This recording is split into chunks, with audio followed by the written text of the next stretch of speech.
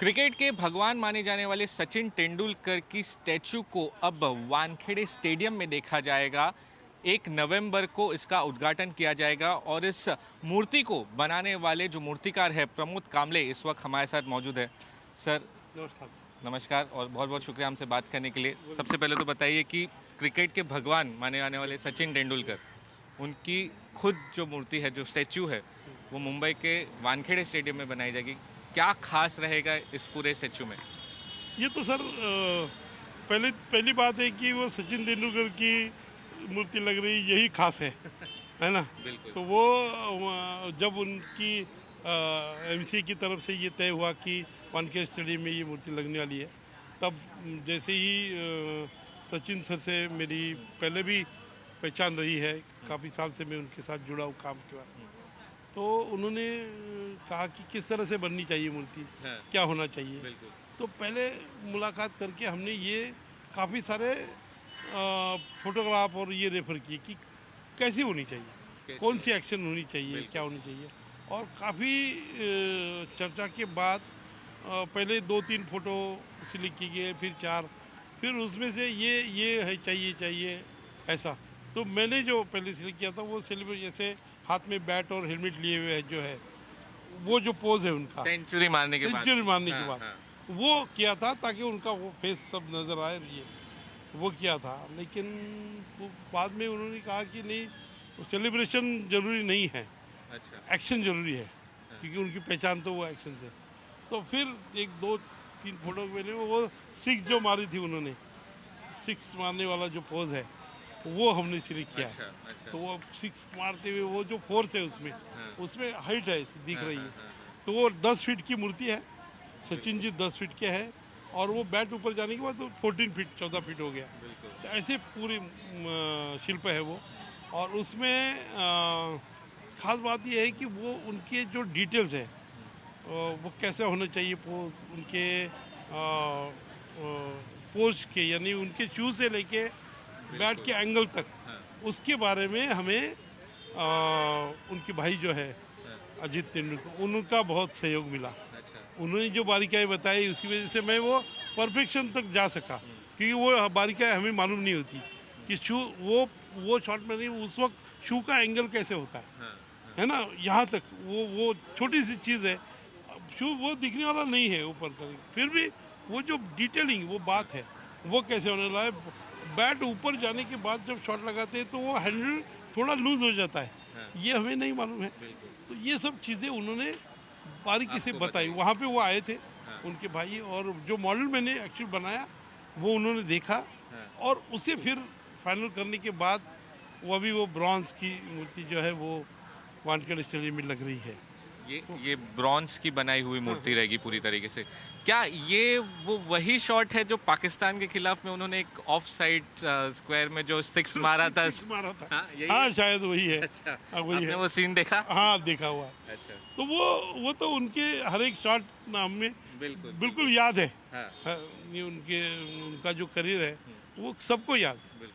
तो उसमें से ये एक शॉट हमने चुना है कि जिसकी वजह से वो जिस ऊंचाई पे उन्होंने क्रिकेट को ले गए, वही ऊंचाई उस शॉट में भी वो नज़र आती है। तो वो है। और जितना मेरी बस में था, मेरी कला जितनी उसमें डाल सका हूँ मैं, तो वो हमने कोशिश की है, और अभी सब पूरी दुनिया उसको देखेगी। सर, आपके कला की तो तारीफ बहुत सालों से हो रही है। ये जो मूर्ति आपने बनाई है, कितनी बड़ी ये मूर्ति है और कितना समय आपको लगा, इसमें कितनी बारीकाई थी और कितना मेहनत लगा इस पूरे मूर्ति को बनाने में? ये 7-8 महीने से ये चल रहा है काम मूर्ति का। पहले एक मिनीचर मॉडल भी बना, फिर काफ़ी सारे ड्राइंग बने, और फिर वो एक्चुअल मॉडल बना।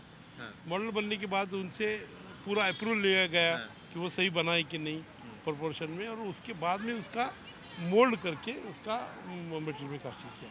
तो ये सारी प्रोसेस होती है। उसमें और एक बात है, खासियत आप अगर देखेंगे तो वो सचिन जी जो पेडस्टल पे खड़े हैं, उसके नीचे एक ग्लोब है। अच्छा, ग्लोब है, और वो सिंबॉलिक है। ग्लोब और वर्ल्ड मैप का कॉम्बिनेशन है। ग्लोब है और वो बॉल जो है ना, क्रिकेट का बॉल, वो उसका दोनों का कॉम्बिनेशन हमने किया, मिलाप किया। क्योंकि क्रिकेट को इतनी ऊंचाई तक विश्व स्तर पर उन्होंने हासिल ऊंचाई वो दी है, तो उसका एक सिंबल है। वो ही हमने बेस के रूप में यूज़ किया है। और उसके सामने एक प्लेट है, उसके ऊपर उनके करियर के बारे में एक लाइन लिखी हुई है। वो लाइन बहुत इंपॉर्टेंट है, वो लाइन आप अभी देखिएगा। तो वो लाइन लिखी है कि क्या है सचिन जी, तो वो लाइन है, बस इतना ही है और कुछ नहीं है।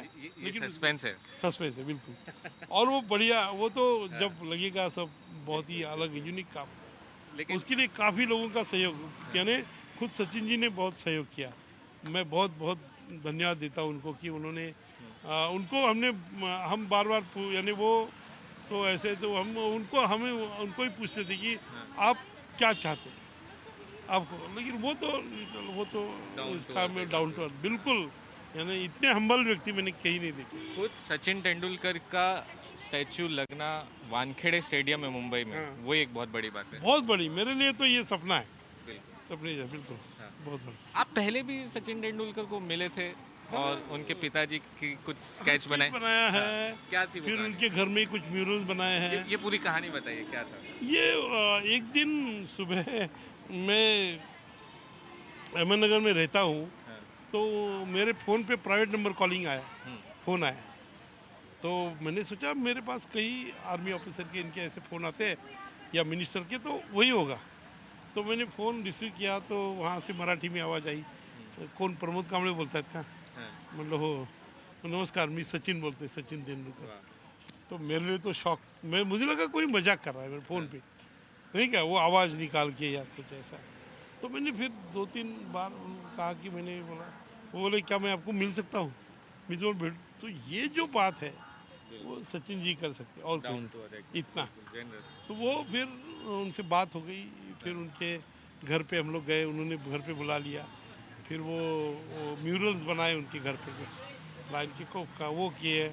फिर कुछ पेंटिंग का काम किया, फिर उनके पिताजी का पोर्ट्रेट बनाया, फिर उनके फार्म हाउस पे एक बुद्धा की मूर्ति बनाई। तो ये तो सिलसिला चलता रहा और इसीलिए वो विश्वास बढ़ता रहा कि वो मूर्ति को शायद उनको लगा कि मैं अच्छा न्याय दे सकता हूँ।